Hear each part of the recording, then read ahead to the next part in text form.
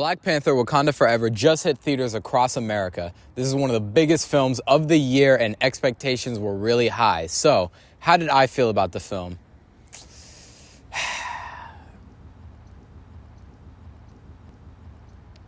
Well... Ho, brother, whoa, now.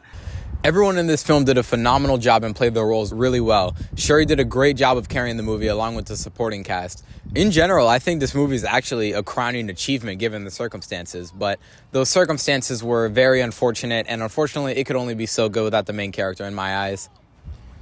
Now, the plot of this film was actually pretty good. They had a nice lead-in from Black Panther 1, which was them kind of opening up their doors to the world, right?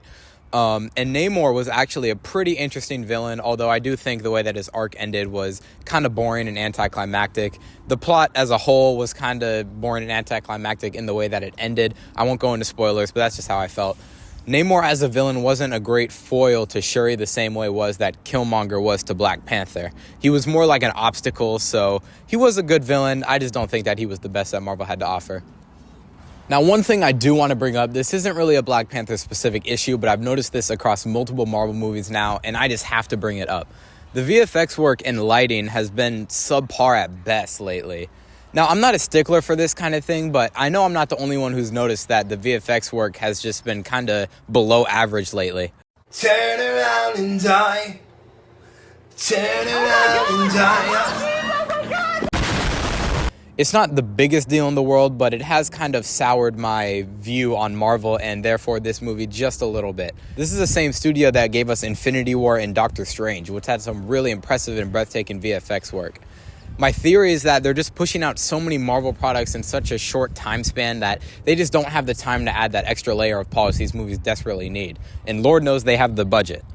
All in all, I do think that this film is a solid follow-up to the first one, although it does have this feeling of emptiness that kind of weighs it down a little bit for me, and ultimately it's just not as impressive as the first one. So, to sum it all up, I mean, it's alright, like... I'm going to give Black Panther: Wakanda Forever a 7 out of 10. I do think that it was a crowning achievement for Marvel, and I'm looking forward to see what they do with Black Panther next.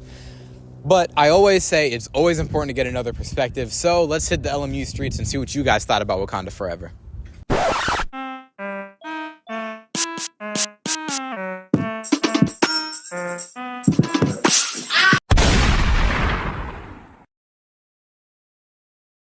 So we all know that Chadwick Boseman tragically passed away a few years ago. So with that in mind, what are your expectations walking into Wakanda Forever?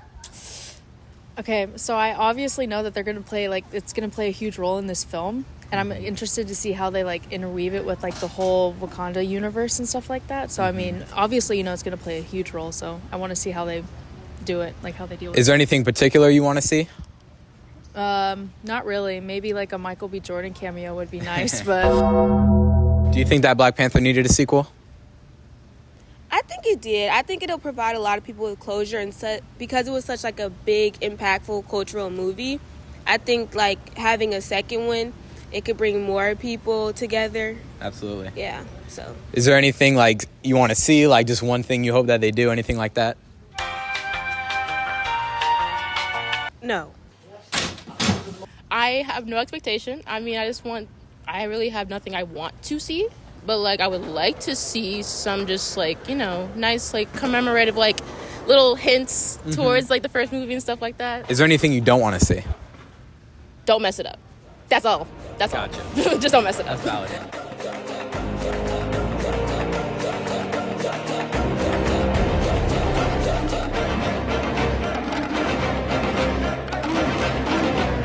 Wakanda Forever! I personally liked it. However, I thought the first one was better. And then also, there is some parts of the story where it felt a little empty to me, where I felt they sort of threw some plot points in there. But overall, it was still a really good movie. I definitely liked the first one better a whole lot. Definitely. Why definitely? I think overall with the Marvel movie, I enjoyed Chadwick Boseman in the role of Black Panther a lot more than I enjoy the Shuri, the current one. And I liked the way it was going. in that much more than I did in this one, I think.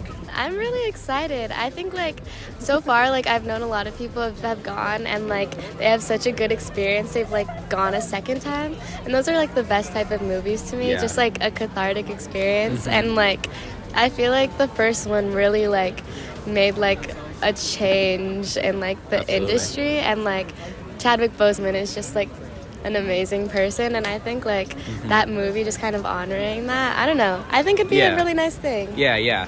So you've seen the movie now. What'd you think about it? I loved it. It was great. Want to expand on that? But it was really a beautiful tribute. A lot happened that I wasn't expecting to happen. There were twists. Yeah. It was just really good. Okay. And the cinematography was really beautiful. It was beautiful closure with it, because I know a lot of people were very emotional in the theater. But it was just a beautiful send-off. So Absolutely. yeah. But I think my favorite part of the whole movie that really sold me on it was the ending, just because I felt it was a good shift from Chadwick Boseman to the next generation of Yeah. what this series is going to be. Do you feel like it lived up to your expectations? I do. Yeah, I mean, I don't think it was necessary for a sequel, but I thought it was an enjoyable one. Yeah. That's it from me. I'm your host, Brandon Morris. Tune in next time where we're going to review Violent Nights. I'm very excited for that one, so I'll see you guys next time. This is Brandon Morris, signing out.